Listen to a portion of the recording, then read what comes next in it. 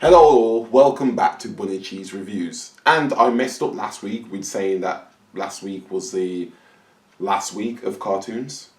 Because I record episodes in batches, if you can't tell, because I always wear the same shirt for about 3 to 4 episodes, if you've noticed. So, last week was the penultimate week. This is the last week, the 5th week, the extra episode, as I said. This week is my top 5 forgotten about animated shows, and let me explain that. Obviously, when I started this month of cartoons, I had cartoons already on my mind from when I was a kid.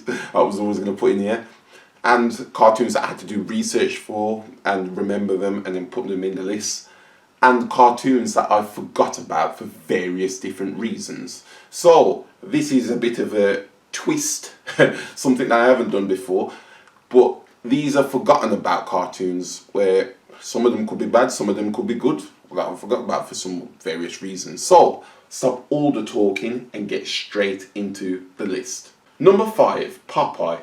Alright, so first of all, I'm not going to pretend like I remember which series it was that I watched, or in fact, any of the episodes.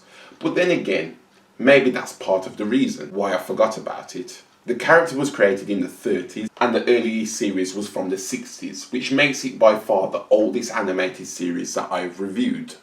The premise was simple enough: the man eats spinach and gets hench and then saves the day. No, that's literally it. He usually ended up saving Olive, who was a typical damsel in distress this era of filmmaking and pictures used so often. The laziness of the writing of back in the day. And if he was having too much trouble in the task, all he needed to do was eat more spinach to gain the upper hand. It was entertaining for the young me that loved anything to do with superpowers but lacks any good standard storytelling or character development to make it memorable to me or worthy enough for any other list that I created this past month. Number 4, the Looney Tunes show.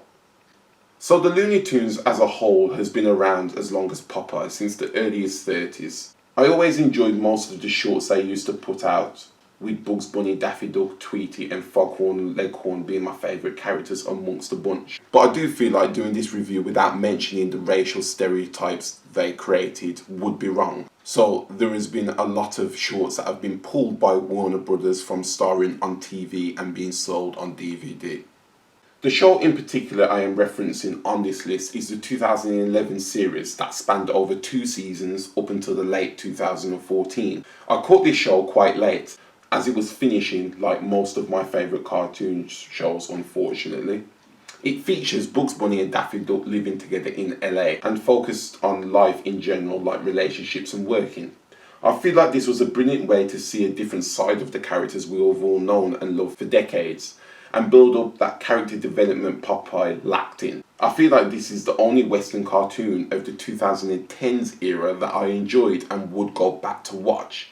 But I suppose the reason I forgot about it up until now, it's always been overshadowed by its predecessors, regardless of them just being shorts. Number 3, Mr. Bean. Okay, so maybe I lied at the very start of this month when I said Banana Man would be the only British cartoon in this whole month of reviews.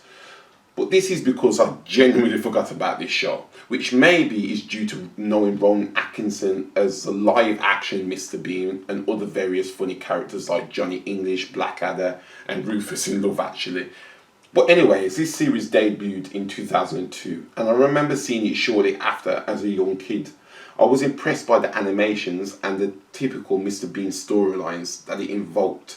Again, just like Tom and Jerry, they made it both engaging and entertaining through not talking. Well, unless you count grunts and mumbles. But much to my disappointment, it finished in 2004. And funny enough, until doing research for this script, I didn't know it was revived in 2015 and has carried on since with apparently more dialogue. Which I don't know how I feel about, because that kind of takes away, the essence of what Mr. Bean is. But it's still going on with 28 episodes being on order for this year, as you see it in 2021, season 6. A video game called Mr. Bean's Wacky World that was based on the series was also released in 2009, and same for 2 different apps that are available on pretty much any phone through iOS and Android. Number 2, Witch. So I normally say no comic related stuff to cancel out DC and Marvel series from hoarding these lists. But this show is also based off a comic, although very loosely. Anyways, for years and years and years, I couldn't remember the name of this show, and it bothered me because I remember watching it and loving it in the afternoon block that was on straight after I got home from school. The show centres around 5 girls that their names all conveniently spelled out the word witch. They all controlled elemental powers of earth, wind, fire, water and air. And the main character, Will, develops her own electrical kinetic powers. I couldn't tell you much about the main story as I was more focused on the actual combat and powers. I mean, we have seen so many shows handle elements like Wu Assassins, Avatar The Last Airbender and even Naruto, but I think this was one of the best to showcase it as powers never really stayed the same. They developed as the show goes on. Unfortunately, the series was short-lived like many cartoons in the early 2000s and only lasted 2 seasons. But I'm certain out of the many shows on this list, it will be the one I will be rewatching at some point in the future. Number 1, Jackie Chan Adventures. Okay, so you know I like to keep it real. If I could redo my top 5 cartoons of the 2000s, this would make the cut over Billy and Mandy's Grim Adventures, and Codename Kids Next Door would drop to 5th, with this being at 4th place. So yeah, I dropped the ball and I'm stupid, but I'll admit that to you. So what makes Jackie Chan Adventures so special was literally everything, from great characters like Uncle and Jade, to funny jokes like one more thing, and to a cool power system with the talismans relating to the Chinese zodiac and a strong antagonist in Valmont, where you see the change in the character from the start to the end. Obviously the show was a fictionalized version of Jackie Chan himself, but what was also very impressive was them paying homage to this in many episodes by referencing his many works. In one of the episodes he uses the well-known kung fu style The Drunken Master, which is of the same name of one of his previous films. And also the titles of some of the episodes parodied that of his other movies.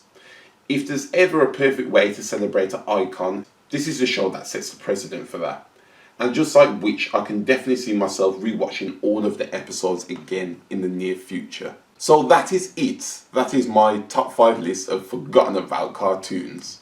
I hope you enjoyed it and I hope I could explain why I forgot about each of them well. But now, that is truly the last week of cartoons. Sorry about the mess up from the last week. But next week is April, I think. And it is something completely different. And yeah, a completely different topic and something, you know, different to what I've usually done on this series so far. So I hope you enjoyed that and I will see you in April.